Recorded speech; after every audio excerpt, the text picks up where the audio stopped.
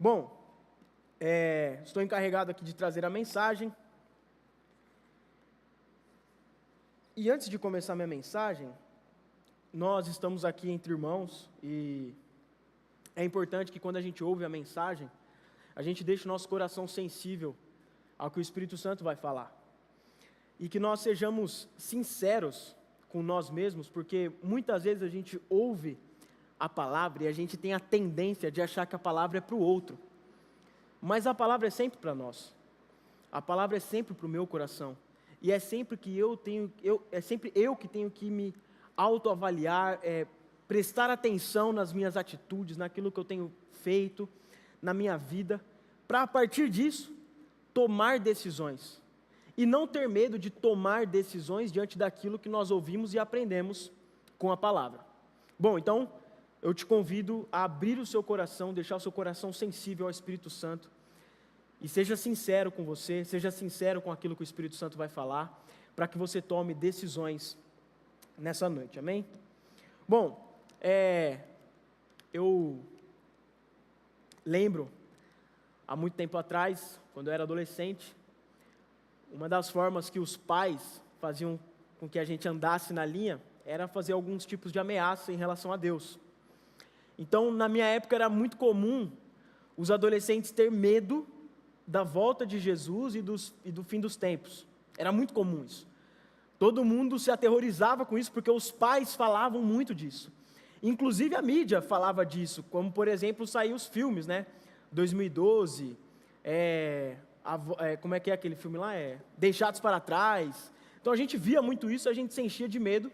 E a nossa principal preocupação será que eu estou com a minha vida alinhada para, se Jesus voltar agora, de repente, eu estou pronto?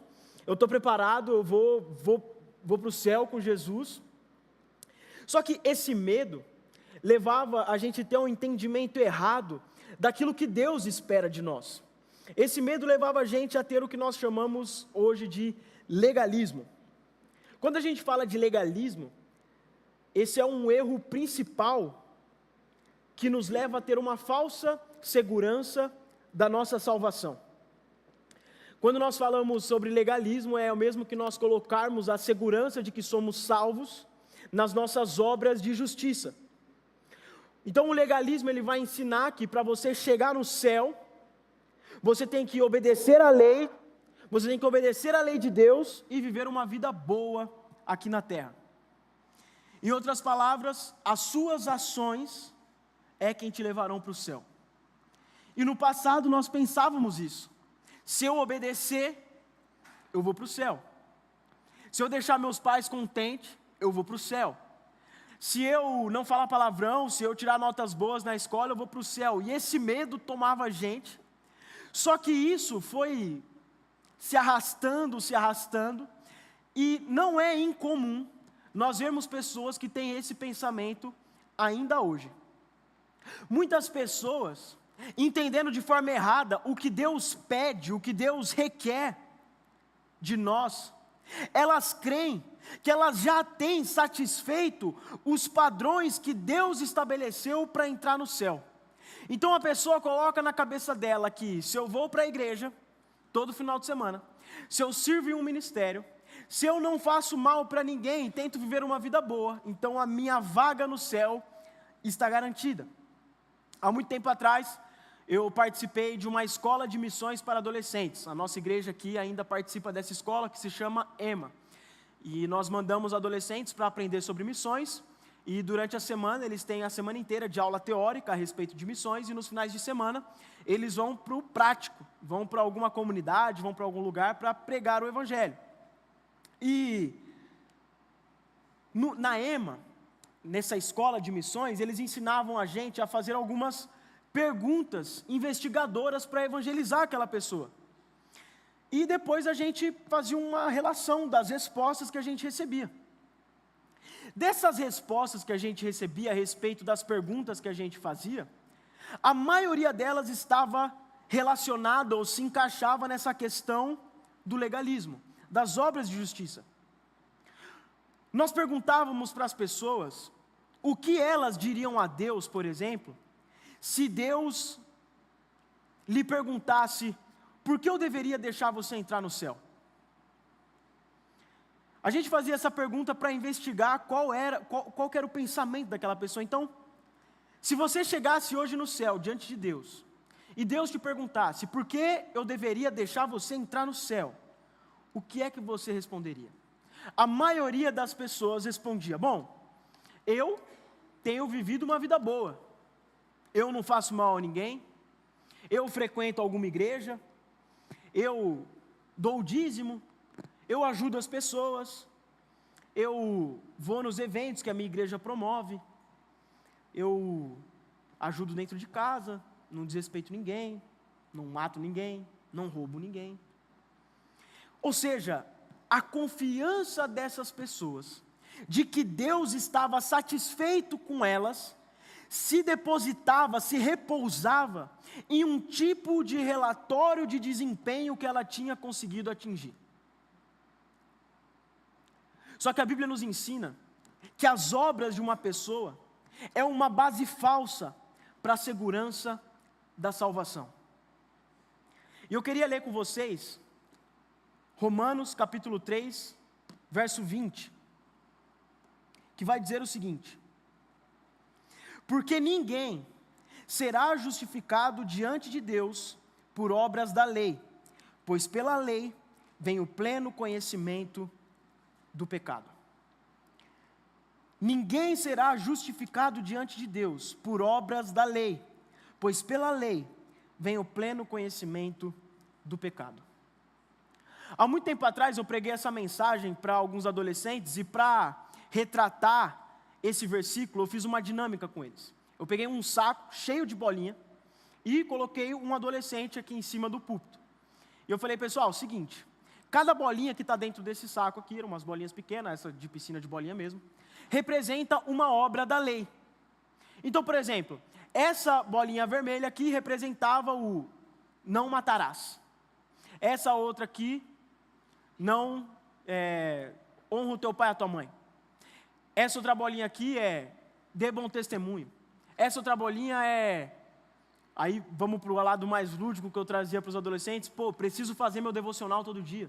Preciso ter comunhão com Deus. Essa outra bolinha aqui preciso ter comunhão com os meus irmãos, não desrespeitar meus pais, ou no nosso contexto aqui, eu preciso dar bom testemunho no meu trabalho, eu não posso mentir para o meu chefe, eu não posso mentir para os meus familiares.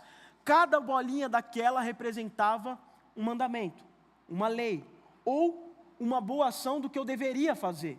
Então, pregar o evangelho, enfim, cada uma daquelas representava algo. E eu fiz uma fila aqui nessa escada, e eu falei, cada um de vocês vem, pega a bolinha, dá essa bolinha qual é a obra de justiça dela. Então eles falavam, eu preciso obedecer meus pais, eu preciso fazer isso. E ia lá, pegava essa bolinha e entregava para o adolescente que estava aqui.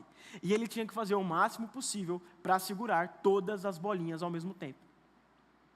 O que aconteceu? Chegou uma hora que ele não conseguia mais segurar a bolinha, porque tinha muita bolinha, tinha muita coisa, e não acabavam mais as bolinhas, poderia ter milhares.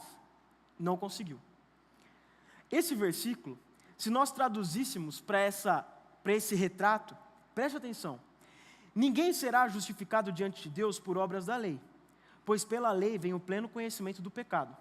Seria mais ou menos o seguinte, ninguém será justificado diante de Deus por segurar todas as bolinhas, porque é por tentar segurar todas as bolinhas que vem o pleno conhecimento, que não é possível segurar todas as bolinhas. É por você conhecer a lei que vem o conhecimento de que ninguém é capaz de cumprir a lei de forma perfeita. Se eu confiar a minha salvação em cumprir a lei, eu vou me frustrar, porque em alguma coisa eu vou tropeçar. Se eu confiar a minha salvação, a minha vida, nas minhas obras de justiça, no bem que eu faço ou no mal que eu deixo de fazer, em algum momento eu vou tropeçar. É por conhecer a lei, é por saber o que é certo e o que é errado, é por ter esse conhecimento que eu tenho a consciência que eu preciso que alguém me justifique, porque eu sozinho não sou capaz. Mais ou menos assim, é por esse conhecimento que eu preciso de alguém que carregue essas bolinhas por mim. Eu preciso de alguém que cumpra essa lei por mim. Eu preciso de alguém que carregue esse fardo por mim, porque por conhecer o fardo, eu sei que eu não sou capaz de carregá-lo. Por conhecer aquilo que um Deus santo, perfeito, eterno, soberano exige, eu sei que eu não sou capaz de satisfazer aquilo que Ele exige. Você acha que eu, na minha humanidade, ou você, na sua humanidade, seria capaz de satisfazer aquilo que um Deus santo, santo, santo e perfeito exige? Claro que não. É por isso que aquele que foi perfeito, santo, sem pecado, pagou o preço no meu lugar. E agora eu não preciso mais eu carregar todas as bolinhas. Ele carrega as bolinhas no meu lugar. Ele paga o preço no meu lugar. Ele se fez pecado por mim. Ele se fez maldição por mim. Aquilo que eu não conseguia carregar por conta do meu pecado, Ele carregou. A pessoa na Bíblia que mais incorporou essa questão, esse entendimento da salvação por obras da justiça foi o jovem rico. E esse jovem rico, ele teve um encontro com Jesus durante o ministério terreno de Jesus. Acredito que alguns de vocês vão se lembrar dessa passagem, mas o jovem rico chega para Jesus e ele dirige um elogio para Jesus. Ele fala: bom mestre, o que farei para herdar a vida eterna? Basicamente, ele estava perguntando para Jesus o que era exigido para herdar a salvação, para ter a salvação. Quando Jesus ouve isso, Jesus, antes de responder a pergunta dele, vai lidar com o elogio que aquele jovem faz para Jesus. Por quê? O jovem chega para Jesus e fala: bom mestre. E Jesus vai voltar à pergunta: por que você me chama bom? Ninguém é bom, senão um que é Deus. Por que Jesus está falando isso? Aqui você precisa entender. Jesus, Ele é bom, 100% bom, infinitamente bom. Só que Jesus estava lidando com um rapaz aqui que não sabia disso. Não sabia quem Jesus era de fato. Não sabia que Jesus era Deus. Então Jesus dá uma resposta para ele, baseado no conhecimento que ele tem de Jesus como um humano normal, como eu e você. Então o que Jesus está tratando? Fala assim: olha, você está me chamando de bom, mas não existe ninguém na terra que é bom, a não ser Deus. Por que você está me chamando de bom, se não existe ninguém que é bom? Então Jesus lida com isso primeiro, porque ele não sabia quem era Jesus. E aí nós podemos ler aqui Salmos capítulo 14, versículo 3. Todos se extraviaram, juntamente se corromperam, não há quem faça o bem, não há nenhum sequer, ninguém é bom senão o próprio Deus. Então, Jesus primeiro lida com isso. Não há ninguém que é bom. Para alguns, isso pode parecer um absurdo, quando nós trazemos essa afirmação de que ninguém é bom, senão o próprio Deus. Porque, direto nós vamos ver pessoas, até que não são crentes, fazendo bem, fazendo coisas boas. Só que tudo depende do que nós queremos dizer com a palavra bem, quando eu falo que pessoas fazem o bem. O padrão bíblico de bondade é a justiça de Deus. Nós somos julgados tanto pela nossa conformidade de comportamento com a lei de Deus, como também pela nossa motivação pela qual nós cumprimos a lei de Deus. Então você vai entender agora o porquê de ninguém ser bom. Preste atenção. Provavelmente ao seu redor, no seu círculo de amigos, nas pessoas que você convive, você vê pessoas que não são crentes, ou que são crentes, mas que praticam o bem, que fazem coisas boas, que ajudam, que às vezes até se auto-sacrificam pelo bem do outro. Nós vamos ver isso o tempo todo. João Calvino, ele vai chamar isso de virtude cívica. Ou seja, elas fazem coisas boas na sociedade, elas fazem coisas boas para as pessoas, elas doam dinheiro para causas boas, elas ajudam os pobres e às vezes elas até se sacrificam para o benefício do outro. Elas fazem todo tipo de coisa admirável no nível horizontal. O problema é que nenhuma dessas pessoas e nenhuma dessas coisas que elas fazem isso porque o seu coração queima por um amor sincero, verdadeiro e puro por Deus. Isso é o que nós chamamos, do que Jonathan Edwards chamou, de auto-interesse iluminado. Existe uma história, e aqui eu gosto de comparar duas histórias. Não sei se você já assistiu Homem-Aranha 1. Tem um determinado momento do filme que tem um prédio pegando fogo e ainda tem uma criança lá dentro do prédio. E aí tá aquele povo lá na frente, os bombeiros e tudo mais, ele vai lá, entra no prédio e resgata a criança. Na hora que ele chega lá, todo mundo aplaude e tal, não sei o quê. Só que pense em um outro cenário. Ao invés de ser o Homem-Aranha, um homem comum, vai lá, pega, entra no prédio, só que na hora que ele volta, todo mundo acha que ele está com a criança na mão, mas na verdade ele está com uma quantidade enorme de dinheiro que ele tinha guardado num cofre na casa dele. Preste atenção nisso. Eu creio de verdade que é possível e que pode acontecer de uma pessoa que não crê em Deus, que não é convertida, entrar dentro de um edifício pegando fogo para salvar uma criança, talvez com o custo da própria vida. Mas isso é uma virtude cívica motivada pelo interesse pessoal que nós temos um pelos outros. Não tem nada a ver com Deus. Aí você pode pensar, nossa, mas como que salvar uma criança não tem nada a ver com Deus? Pode ter sido um propósito de Deus salvar aquela criança, mas a pergunta que Deus faz é, o que motivou o coração dessa pessoa a fazer isso? O coração que fez isso é um coração que me ama? O coração que fez isso é um coração que verdadeiramente se rendeu ao meu senhorio? Porque nós podemos sair por aí e fazer um monte de coisas boas, um monte de atitudes legais, um monte de coisa que ajuda os outros. A pergunta que nós sempre vamos fazer: por que isso está sendo feito? Qual é o motivo? Porque você pode pensar, não, eu estou pensando no outro, eu estou tentando ajudar o próximo.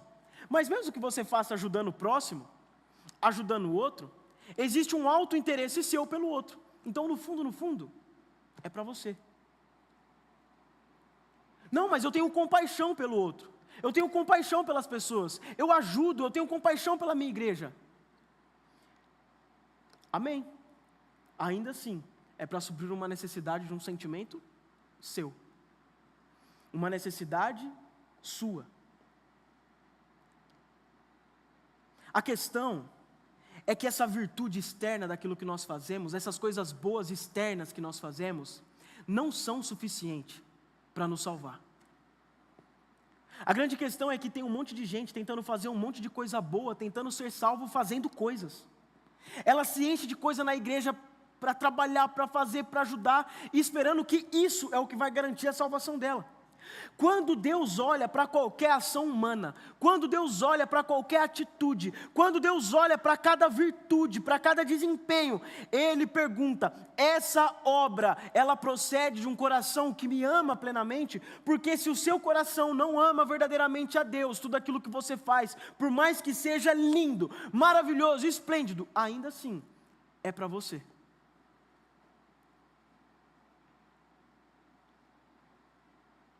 Quando nós lembramos os mandamentos de Jesus, amarás o Senhor teu Deus de todo o teu coração, de toda a tua alma, de toda a tua força e todo o teu entendimento, e amarás o teu próximo como a ti mesmo. Então, se alguém obedece à lei exteriormente, se alguém faz coisas boas exteriormente, se alguém é o melhor cidadão do mundo exteriormente, enquanto o seu coração não está totalmente entregue a Deus, a virtude dessa pessoa está contaminada pelo egoísmo, pelas emoções dela, pelos interesses dela, por aquilo que ela busca, não por aquilo que Deus quer. Nossa, mas você está falando então que a gente não tem que fazer o bem. É claro que a gente tem que fazer o bem, a gente tem que ajudar o próximo, a gente tem que ajudar o necessitado. Esse é o chamado da igreja. Mas nós não podemos fazer isso e confundir essas coisas com o nosso auto-interesse. Sabe por quê? Porque muita gente faz essas coisas só para ir para o céu. Se você faz essas coisas só para ir para o céu, você está pensando só em você. Você não está fazendo porque você ama a Deus. Você está fazendo porque você se ama e você quer morar no céu. Onde já se viu, eu vou morar em outro lugar que não seja no céu, então vamos trabalhar para isso, né? Vamos fazer coisa boa, vamos se empenhar na obra do ministério, vamos ajudar o próximo. Mas se tudo isso é para você, você ainda não entendeu o que Deus espera de nós. O que Deus pede do nosso coração, um coração completamente entregue a Ele. Agostinho ele vai dizer que as nossas melhores virtudes são apenas erros esplêndidos. As nossas melhores virtudes são apenas erros esplêndidos. Tudo aquilo que nós consideramos em nós como bom, como lindo, maravilhoso, virtude, nossa, eu sou uma pessoa verdadeira, eu sou isso. Isso pode ser bonito para muita gente, mas diante de Deus, é só mais um erro bonito que você está cometendo. Enquanto nós estivermos nesse corpo de carne, o pecado ele ainda vai continuar contaminando tudo que nós fizermos. Mas existe como nós sairmos disso. Existe como nós não ficarmos nesse padrão. Bom, isso era o que o jovem rico estava pensando. Na cabeça dele, ele tinha atingido o padrão. Na cabeça dele, ele não tinha nada para mudar. Não tinha o que consertar, não tinha o que se arrepender. Essa é a fala dele para Jesus. E quando nós vamos ler o Novo Testamento, Paulo ele sempre vai advertir aquelas pessoas que julgam a si mesmo com base nas outras pessoas. O que acontece muito quando nós temos esse pensamento? Eu tenho a minha vida aqui. Aí para analisar se eu estou de boa ou não com Deus, eu olho a vida da outra pessoa. Então, se a outra pessoa ela tem pecados mais escandalosos do que o meu, eu olho e falo assim, bom, até que eu não estou tão ruim com Deus assim. Até que eu não estou tão mal. Pô, o fulano ali, ó, mentindo, roubando, fazendo um monte de coisa e está indo na igreja ainda, então eu estou de boa, porque eu não faço essas coisas, vou para a igreja, está tranquilo. A gente fica se comparando, a gente fica se avaliando. Só que o apóstolo Paulo vai dizer que isso é um erro. Porque nós podemos olhar para o desempenho de outra pessoa e pensar que se eu me guardar do adultério, se eu me guardar do assassinato, se eu me guardar do roubo, se eu me guardar da mentira, ou de algum tipo de pecado grave, eu já estou fazendo bem, já está de bom tamanho, já é o suficiente. Porque nós sempre vamos achar pessoas que estão piores que a gente. Você sempre vai achar alguém que está pior que você. Sempre. E essa era a mentalidade do jovem rico que encontrou com Jesus. Provavelmente ele olhava o resto da sociedade e falou assim, isso aqui está caído, isso aqui está uma bagunça, isso aqui está uma podridão. Então em relação aos outros, eu estou top, o que eu preciso então mais para ser salvo, para entrar no céu? Se eu já sou esse cara top, que ajuda, que faz, que obedece à lei. Mas olha só, na cabeça dele, Jesus era um homem comum e era um homem bom. E Jesus vai lá e corrige ele. E o que Jesus faz? Jesus recorda para ele a lei. Jesus fala, não adulterarás, não matarás, não furtarás, não dirá falso testemunho, honra teu pai e tua mãe. E quando Jesus faz isso, faz com que o jovem revele para Jesus um entendimento superficial que ele tinha da lei de Deus. Porque ele vai falar, tudo isso tenho observado desde a minha juventude. Em outras palavras, o jovem rico está dizendo aqui que ele havia guardado os 10 mandamentos durante toda a sua vida. E que ele já tinha atingido o padrão que necessitava para entrar no céu. Jesus ele poderia virar para ele e falar o seguinte, olha, você não cumpriu nenhum desses mandamentos aqui, desde a hora que você acordou hoje. Porque tudo que você tem pensado, feito, você só está pensando em você. Você está pensando o que você precisa fazer para você se dar bem. E aí o que Jesus fala? Uma coisa ainda te falta. Vende tudo que tens, dá aos pobres e terás um tesouro nos céus. Depois vem e me segue. Mas presta atenção.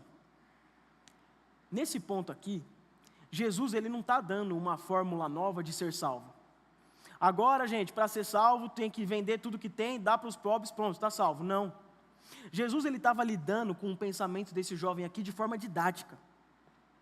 Ele não estava dizendo que nós podemos ser salvos por doar as nossas coisas. Jesus estava lidando de maneira pessoal com o coração daquele jovem.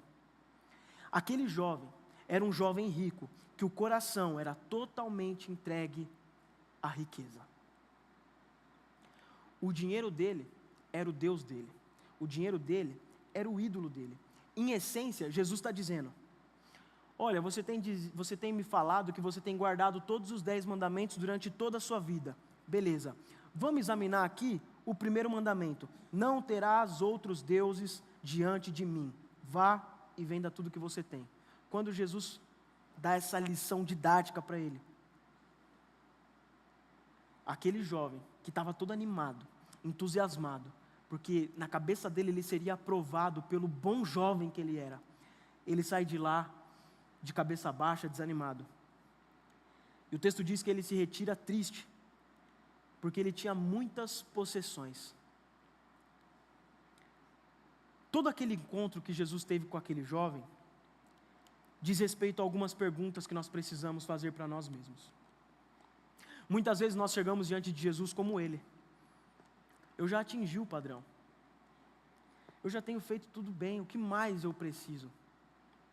Quando nós depositamos a segurança da nossa vida e da nossa relação com Deus nas coisas que nós fazemos, nós descartamos tudo aquilo que Jesus fez por nós. Porque se nós somos tão bons assim para garantir a nossa própria salvação com aquilo que fazemos, qual foi a necessidade de Jesus ter morrido naquela cruz?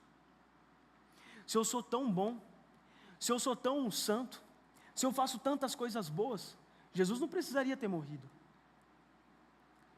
Mas aquele encontro diz respeito a algumas perguntas que nós precisamos fazer. Será que nós temos bondade o suficiente? Será que nós temos justiça o suficiente para satisfazer as exigências de um Deus que é santo, perfeito, puro? Todas as páginas do Novo Testamento, se você for analisar friamente, vai testemunhar que todas as nossas boas obras são para Deus como trapo de imundícia, não são nada. Aquilo que a gente se gaba, aquilo que a gente se vangloria de fazer de bom, aquilo que a gente traz para a nossa vida e fala que nós somos bons, e fala que a gente é de Deus, para Deus é nada. Sabe o que Deus olha? Sabe o que nós devemos querer que Deus olhe em nós, quando Deus olha para a gente? Jesus. Se Deus olhar para a minha vida hoje, Ele for olhar para o Mateus, eu vou me constranger. Se Deus for orar para a minha vida hoje, eu falo assim, meu Deus, tem misericórdia de mim. Mas hoje Deus pode olhar para a sua vida, ao invés de Ele ver você, ver Jesus em você.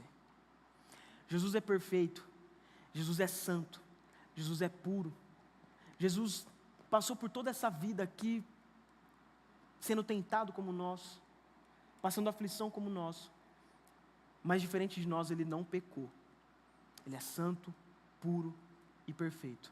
Ou seja, a segurança da minha salvação e da minha relação com Deus não deve estar naquilo que eu faço, mas deve estar naquilo que Jesus fez por mim. Eu sei que eu posso ter uma relação com Deus hoje. Eu sei que eu posso me aproximar de Deus hoje e chamar Ele de Pai.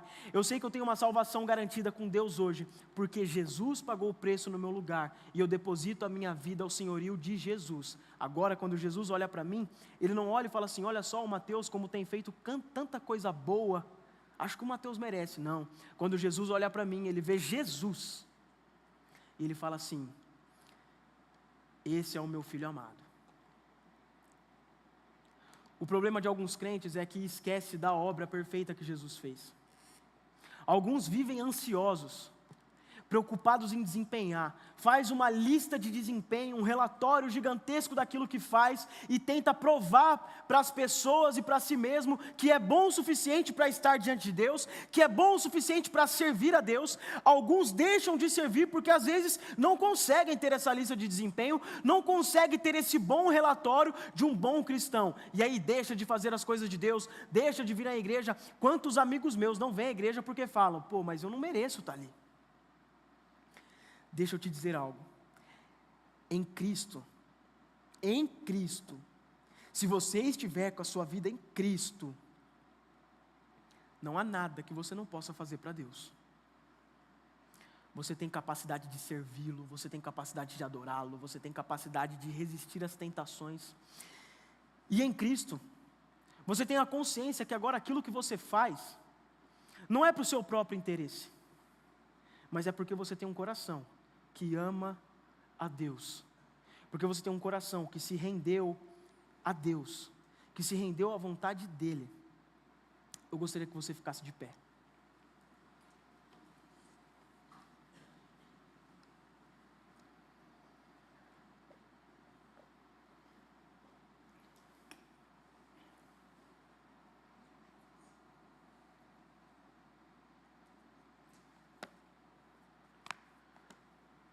nós temos acesso a Cristo. Nós podemos ter a vida de Cristo em nós. Nós só precisamos confessar e reconhecer Ele como nosso Senhor e Salvador. Quando nós fazemos isso, existe um texto muito claro. A salvação é pela graça, mediante a fé em Cristo Jesus. O que é fé? Fé é volta para Deus, em total confiança em quem Deus é e no que Deus fez através de Cristo Jesus. Se você crê que o Senhor Jesus é Deus, e que esse Deus se fez homem, morreu na cruz, para pagar o preço do seu pecado, para que você fosse salvo, se você crê nessa obra de salvação, se você deposita a sua fé e sua segurança nisso, pronto. O Espírito Santo de Deus já passa a morar no seu coração, e agora você vive para a glória de Deus, você vive para agradar a Deus. Aí, aquilo que você faz de bom, não é para você se salvar, porque você já é salvo. Agora, aquilo que você faz de bom, é para glorificar a Deus, é para adorar o nome dEle. Nós precisamos voltar os nossos olhos para Deus. Quando nós falamos sobre voltar para Deus e receber o Espírito Santo, envolvem duas coisas, conversão e fé. Fé, eu já falei para vocês o que é fé, é essa volta para Deus, mas como que eu me volto para Deus? O que é essa volta para Deus? É a conversão. A conversão, ela envolve três coisas: razão, emoção e vontade. Como assim? Razão. Eu entendo que eu sou pecador. Eu sei que eu preciso de Deus para me salvar. Eu sei que eu não tenho esperança longe de Deus. Emoção. Sabendo disso, eu tenho uma tristeza profunda pelos meus pecados. Porque eu sei que os meus pecados ferem a santidade do meu Deus. Eu tendo essa consciência de que eu sou pecador, eu tendo essa tristeza pelos meus pecados, sabendo que os meus pecados ofendem a Deus, eu tenho a vontade de mudar a forma que eu vivo. Se eu passo por todo esse processo, a minha vida agora ela se volta para Deus. E a minha vida se voltando para Deus, eu preciso depositar a minha fé em Deus. Eu depositando a minha fé em Deus, eu estou dizendo o seguinte: eu confio somente em Deus para a salvação da minha alma. Eu confio no sacrifício de Jesus na cruz para a salvação da minha alma. E se eu confio na salvação que Ele me dá, e Ele é meu Salvador, então Ele também é o meu Senhor, então agora eu vivo para Ele. Como que eu posso viver isso? Me arrependendo. Arrependimento.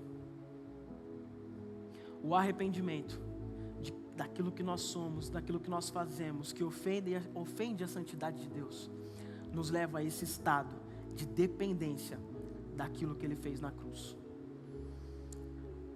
Nós precisamos todos os dias passar por esse processo de arrependimento. Mas existe um momento da nossa vida em que esse arrependimento ele é crucial, onde aquele momento é onde a salvação na minha vida acontece.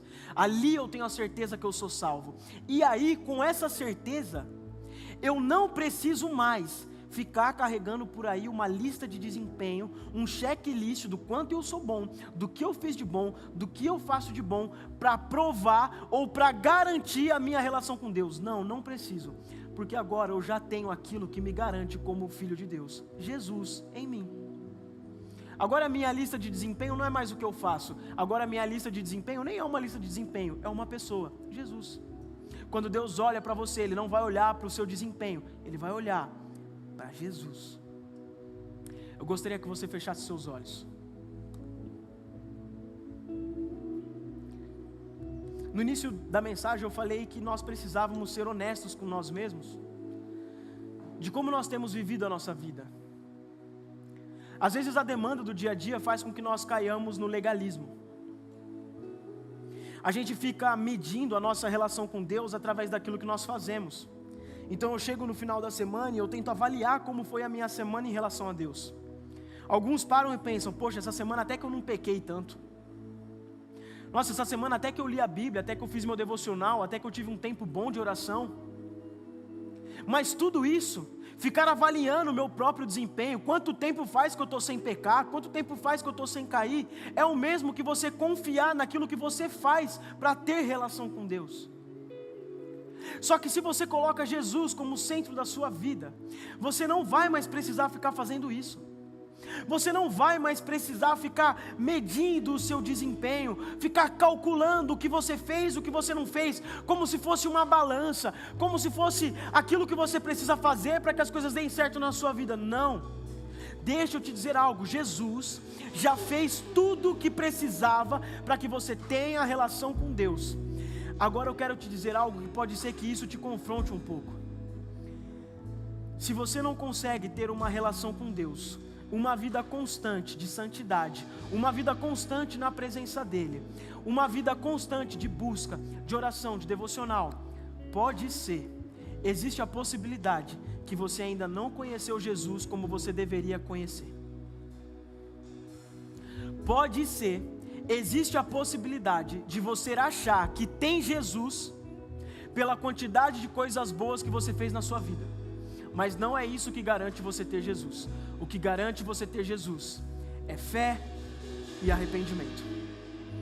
E eu queria que você, de forma honesta, ouvindo a voz do Espírito Santo hoje, nessa noite, você tomasse decisões do que você precisa fazer para que você tenha a certeza e a segurança de que você tem uma relação plena com Deus, de que você tem uma relação com Deus a ponto de você dizer: eu tenho certeza que eu sou salvo, eu tenho certeza que se eu chegar hoje diante de Deus e Ele olhar para mim, Ele não vai ver a meia dúzia de pecados que eu cometi essa semana e que eu tive que pedir perdão e que eu tive que buscar. Não, Ele vai ver em mim Jesus Cristo, que pagou o preço pelos meus pecados, que pagou o preço por mim, que carregou aquilo que eu precisava carregar no meu lugar.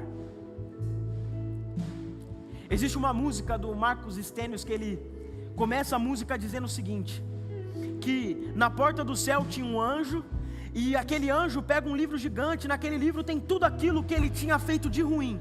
E aquele anjo fala assim: meu, como você quer entrar nesse lugar? Como você quer ter comunhão com Deus, sendo que você fez tudo isso, sendo que você é essa pessoa? Ele fala o seguinte na música: vai lá no finalzinho, lá na última página, na última linha, está escrito com gotas de sangue: está perdoado. A sua confiança precisa estar nisso. Eu gostaria aqui de fazer um apelo bem rápido.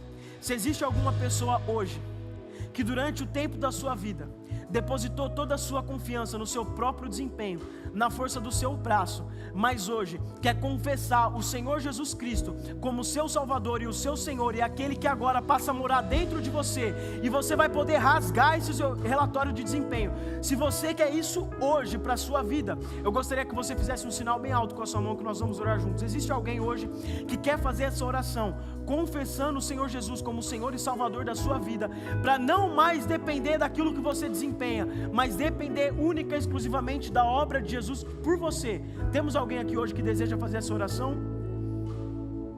Se existe alguém que deseja fazer essa oração, eu gostaria que você erguesse sua mão, que nós temos pessoas espalhadas pelo templo para orar junto com você, para ter esse tempo de oração, para te acolher, para te dar os próximos passos da caminhada cristã, da caminhada com Deus. Se existe alguém aqui hoje que deseja fazer isso, não tenha medo, não se sinta envergonhado, está todo mundo de olho fechado, mas nós queremos orar com você. Temos alguém? Existe alguém que tem esse desejo? Amém, glória a Deus. Existe alguém aqui também que hoje deseja se reconciliar com Jesus? Eu já fiz essa oração confessando, mas eu me desviei dos caminhos dele. Se existe mais alguém aqui que deseja se reconciliar, faça um sinal com a sua mão também, que as pessoas que estão espalhadas pelo templo, elas vão te identificar e orar junto com você, e te acolher, e te trazer para essa nova caminhada com Cristo. Se você deseja essa oração, é só fazer um sinal com a sua mão. Eu gostaria que a igreja fechasse os olhos e nós vamos orar. Senhor Jesus, muito obrigado, Pai. Muito obrigado porque nós cremos que o Senhor pagou o preço por nós, de tudo aquilo que nós carregávamos, de todo o pecado, de toda a culpa, de toda a corrente do inimigo que estava sobre nós, o Senhor pagou o preço. Pai, hoje nós não precisamos mais confiar no nosso próprio desempenho, naquilo que somos ou fazemos de bom. A nossa confiança está em Ti, Pai.